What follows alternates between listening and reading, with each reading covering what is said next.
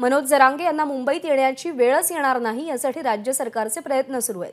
मुख्यमंत्र्यांच्या नेतृत्वात युद्धपातळीवर सरकारचे प्रयत्न सुरू आहेत अशी माहिती एबीपी माझाला एका मंत्र्यांनी एक्सक्लुझिव्ह दिलेली आहे। मनोज जरांगे यांनी 20 जानेवारीला मुंबईकडे कूच करण्याची हाक दिली आहे आणि त्यानुसार आंदोलनाची जय्यत तयारी सुद्धा झाली आहे। पण हे आंदोलन होऊच नये, मनोज जरांगेंनी मुंबईकडे आपला मोर्चा वळवूच नये यासाठी राज्य सरकारकडून जोरदार प्रयत्न केले जात असल्याची एक्सक्लुझिव्ह माहिती एका मंत्र्यांनी एबीपी माझाला दिली आहे।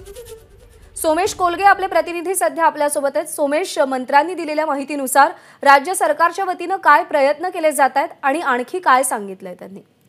प्रज्ञा, आपल्याला सर्वांना माहिती आहे की मनोज जरांगे पाटील यांनी मुंबईत येण्याची घोषणा केली आणि मनोज जरांगे पाटलांची मुंबईत येण्याची वेळ आणि राम जन्मभूमी प्राणप्रतिष्ठापनेची वेळ या दोन्ही एकाच जवळपास आहेत आणि त्यामुळे अशा परिस्थितीत राज्य सरकारकडून मोठे प्रयत्न सुरू आहेत की मनोज जरांगे पाटलांना मुंबईत येण्याची वेळच येणार नाही आणि राज्य सरकार याबाबत अतिशय खात्रीशीर दृष्टीने सांगतंय की मनोज जरांगे पाटलांचे मराठा आरक्षणाविषयीचे जे प्रश्न आहेत त्यावर असं काही सोल्युशन आम्ही घेऊन येणार आहोत की जरांगे पाटलांना मुंबईमध्ये यावंच लागणार नाही आणि मुंबईत जरांगे पाटील येणारच नाहीत यासाठी म्हणून सगळे प्रयत्न हे सरकार करते। आपल्याला जी माहिती मिळते त्यांनी ते स्वतः या सगळ्या एकूण जे सगळे प्रयत्न सुरू आहेत त्या प्रयत्नात महत्वाची भूमिका बजावणारे मंत्री आहेत आणि त्यांनी म्हटलंय की मनोज जरांगे पाटलांवर आम्ही मुंबईत येण्याची वेळच येऊन देणार नाही।